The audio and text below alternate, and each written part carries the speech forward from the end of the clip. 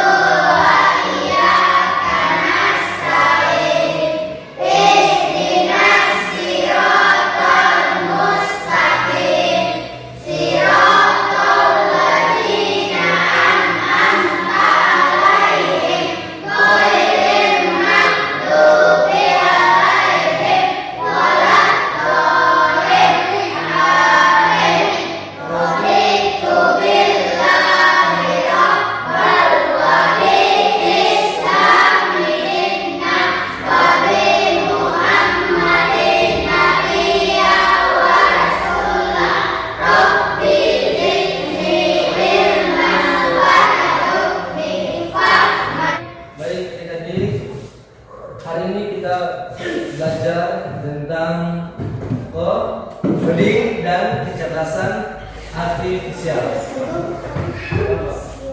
Oke, adik-adik masih ingat materi yang kemarin? Apa itu coding?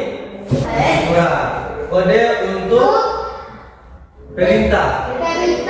Kalau kecerdasan artifisial, ada yang tahu?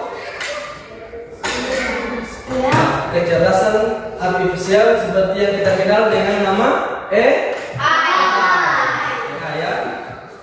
Ada yang tahu apa itu AI? Contohnya seperti apa?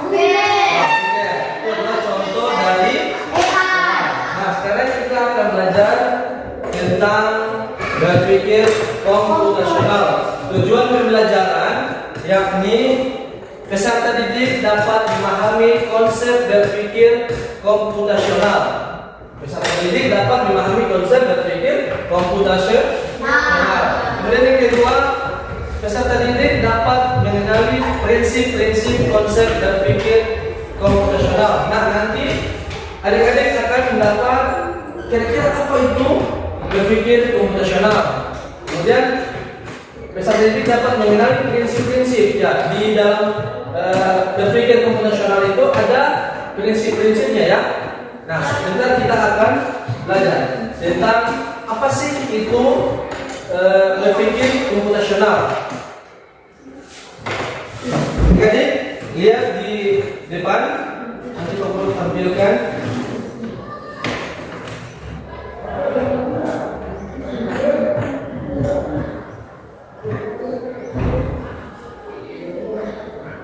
Apa itu berpikir komputasional? Kira-kira ada yang tahu apa sih itu berpikir komputasional? Ada yang tahu? Ada yang bisa jawab? Belum ada. Nah, ini dia. Berpikir komputasional adalah proses berpikir untuk merumuskan masalah dan penyelesaian sedemikian rupa sehingga solusi tersebut dapat dilakukan oleh manusia, komputer atau ilmuwan. Nah,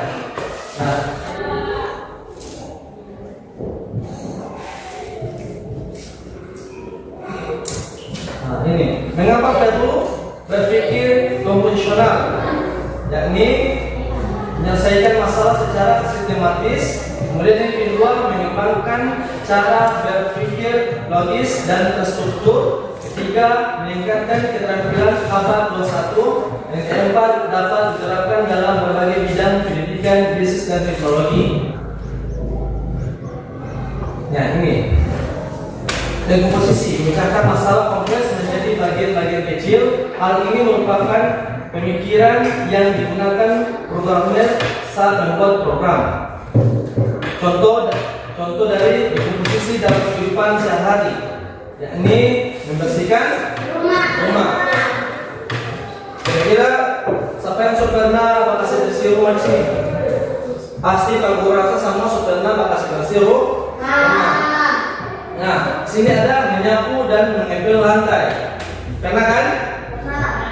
Merapikan tempat tidur. Membersihkan dapur. Membersihkan kamar mandi. Membuang sampah. Membersihkan jendela.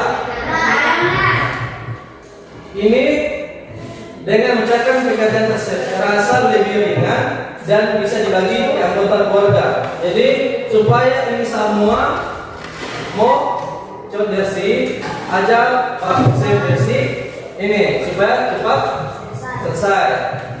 Kemudian lanjut pengenalan pola. Pengenalan pola adalah kemampuan untuk mengidentifikasi kesamaan atau pola dalam data atau masalah yang bisa digunakan untuk mencari solusi lebih cepat. Contoh pengenalan pola dalam kehidupan sehari-hari: menentukan rute tercepat ke sekolah. Menentukan rute tercepat ke sekolah. Contohnya kalau kalian nantinya kalau sudah SMA atau kuliah akan sekolah di kota. Di kota itu pasti macet. Jadi bagaimana cara supaya orang itu cepat sampai di sekolah? Yaitu mengamati pola kemacetan setiap hari, menyadari bahwa hari Senin dan hari Jumat lebih macet, mengetahui bahwa jam 6.30 lebih lancar daripada jam 7. Berdasarkan pola tersebut kita memilih berangkat lebih awal atau memilih rute alternatif. Jadi kalau orang pergi, kalau orang ada sekolah di kota kan, kalau orang sampai jarak rumah atau kos ke sekolah itu agak jauh. Jadi orang harus bagaimana orang bicara supaya cepat sampai di sekolah, itu orang memilih rute atau jalan-jalan lambung, namanya jalan lambung supaya cepat sampai di dari kos ke rumah. Ya. Jadi orang harus memilih jalan yang cepat agar sampai di sekolah karena macet kan, atau bisa juga orang bangun pagi-pagi habis subuh sarapan, kan subuh kan sarapan mandi ganti cepat-cepat pergi di sekolah sebelum jam 6.30 supaya kalau jam 6.30 itu masih sedikit kendaraan, jadi tidak macet. Jadi harus sebelum jam 7 langsung di sekolah. Seperti itu contoh dari pengenalan pola dalam kehidupan sehari-hari. Kemudian abstraksi adalah proses mengambil informasi penting dan mengabaikan detail yang tidak relevan agar lebih fokus dalam menyelesaikan masalah. Contoh seperti ini. Contoh abstraksi dalam kehidupan sehari-hari: mengatur rencana liburan. Karena liburan kan? Kenapa jalan-jalan habis libur kan? Dan jalan di kota, karena kan? Daripada memikirkan semua kemungkinan kecil, kamu fokus hanya pada tujuan anggaran, transportasi, dan penginapan. Detail seperti warna koper atau merek sabun mandi tidak terlalu penting dalam tahap awal. Jadi kalau mau pergi di kota begitu, orang kan dari kampung ke kota kan, orang harus fokus pada tujuan, yaitu anggaran. Kira-kira orang mau sedia uang berapa? Kira-kira 1 juta. Nah, baru DP transportasi, kira-kira mau naik apa ini? Naik roda, argo, oto. Misalkan sesuai dengan transfer anggaran. Nah, kemudian penginapan, orang pasti mau menginap di sana kan? Tidak mungkin orang di rumah dari kampung mau pindah di kota kan? Tetap orang mau menginap, orang saja doi. Kemudian oto kan? Oto. Kemudian menginap. Nah, itu yang penting. Tidak penting itu kita mau bawa baju yang enggak kecil yang putih ini, tidak perlu itu yang jelas gagah baju gagah. Kemudian saya mau bawa sinar baju di koper warna pinjo, tidak perlu itu. Pokoknya dari koper kalau dari situ tidak perlu yang lain itu, tidak perlu harus warna begini, tidak perlu.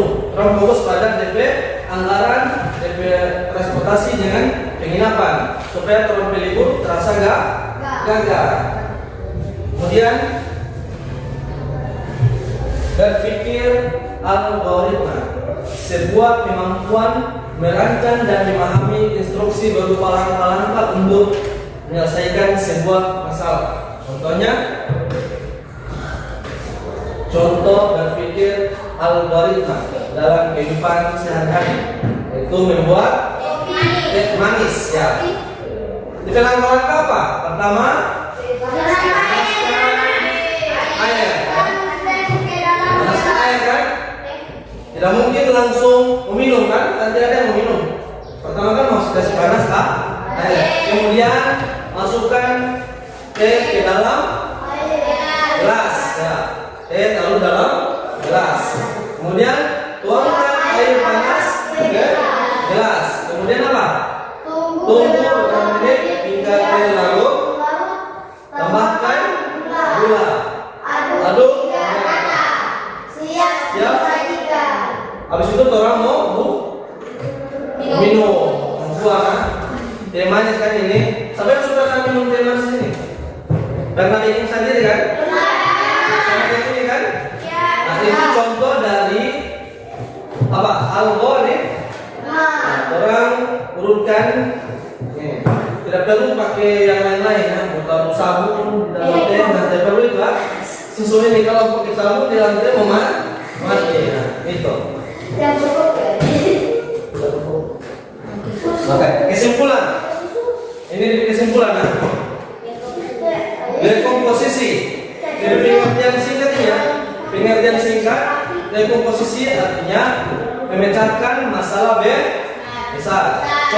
Contoh kegiatan menyusun acara ulang tahun. Kalau macam sampai sekarang ada ulang tahun sini, bikin acara pesta begitu, pasti ada masalah kan? Jadi bagaimana bicara supaya DP masalah ini mau selesai, orang harus pakai konsep dekomposisi, ya. Kemudian konsep pengenalan pola, DP pengertian singkat, mencari kesamaan pola. Contoh kegiatan menentukan rute dan cepat ke sekolah, bisa kan? Kemudian abstraksi, pengertian singkat, fokus pada yang penting saja. Penting. Contoh, membuat daftar belanja. Sampai ke pasar. Kamu apa yang ke pasar kan? Kalau di mana suruh ke pasar, beli kamar tomat, merica, bawang, dan lain sebagainya, minyak kelapa. Pernah kan? Pernah. Kira-kira kalau sampai di pasar mau dapat beli atau tidak itu? Dapat beli, ya? Betul sekali. Penting tulis di supaya tidak dapat lupa. Yang kakek sampai di pasar, sudah lupa. Akhirnya doi yang kasih kamari, supaya tidak akan permainan. Sampai di rumah dapat akhirnya dapat marah. Jadi situ orang pakai konsep berpikir algoritma. Itu contohnya membuat abstraksi ya. Contohnya membuat daftar belanja, tulis bawang berapa, enggak? Buat catatan. Kemudian konsep berpikir algoritma, pengertian singkat, menyusun langkah sistematis. Contohnya kegiatan membuat teh manis. Bisa juga membuat mie kan, karena mie goreng, mie kuah benar kan? Pasti sama dengan tadi kan? Pertama apa? Air kemudian taruh mie. Air panas. Air panas kan? Air panas, mie taruh di dalam air panas sampai masak. Kemudian taruh wadah, piring, baskom, taruh bumbu, baru mie tuangkan, aduk-aduk, harus jadi bumbu, memakan, ya? Pasti memakan, tidak mungkin membuat. Bisa? Oke, sampai di sini Ada yang so paham? Paham kan? Paham? Ada apa tadi? Ada yang? Komposisi, pengenalan pola, abstraksi, dengan algoritma. Ada 4 tadi. Itu orang harus hafal supaya orang bisa terapkan dalam kehidupan sehari-hari. Nah sekarang Pak Guru mau uji sampai di mana nih pengetahuan tentang berpikir komputasional. Sekarang Pak Guru bagi, sediakan pulpen. Tidak, bantu kelompok.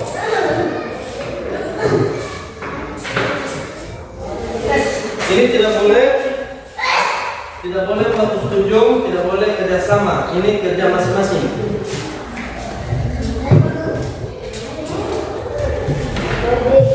Jangan kesetujuan.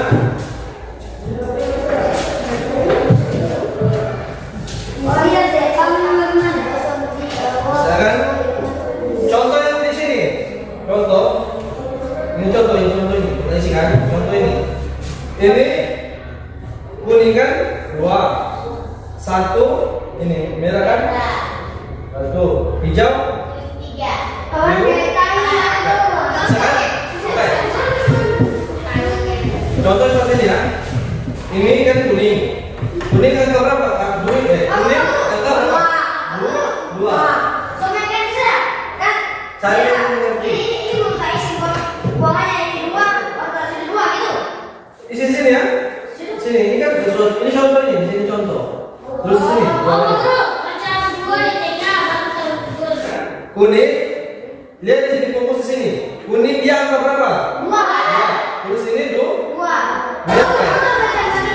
Kalau belum paham silakan tanya ke Pak Guru. Antara di sini ada mana? Ini ini merahnya apa? Hijau apa? Itu semua? Sebentar. Untuk satu kali ya.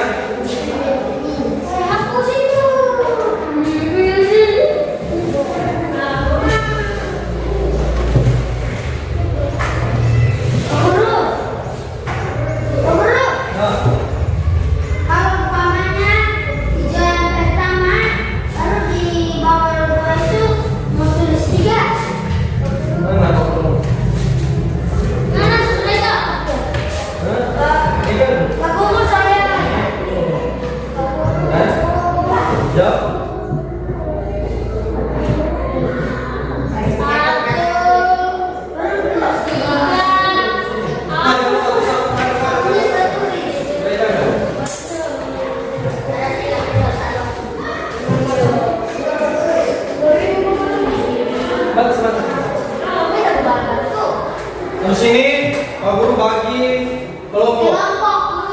Terbagi menjadi 3 kelompok. Oke, nanti Pak Guru bagi ya. Pak Guru bagi. Ya, ada pilih.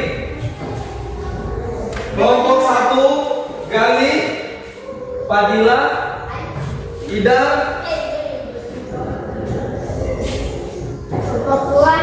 Nilpa. Silakan bagi kelompok. Itu gambar, terus sini gambar. Boleh, sekarang kami bisa gambar ini. Silakan.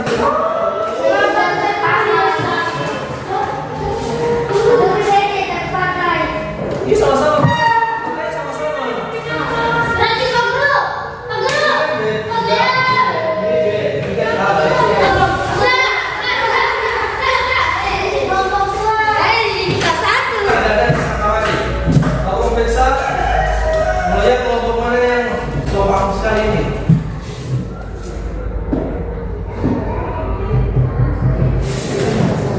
Dari hasil pemeriksaan Pak Guru, ternyata kelompok 1, kelompok 2, dan kelompok 3 benar semua.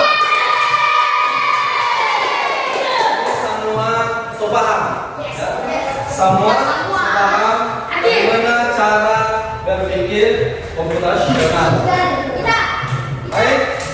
Adik-adik, usahakan, paham kan? Usahakan cara berpikir komputasional itu usahakan kalian terapkan dalam kehidupan sehari-hari. Ada posisi, ada apa lagi? Ada pengenalan pola, ada abstraksi dan algoritma. Semua itu usahakan orang terapkan dalam kehidupan sehari. Supaya apa? Supaya mempermudah orang berurusan. Mungkin hanya sampai di sini materi pada pagi hari ini. Kita akan ketemu di minggu depan dengan materi yang lebih menarik lagi, dengan tugas-tugas yang lebih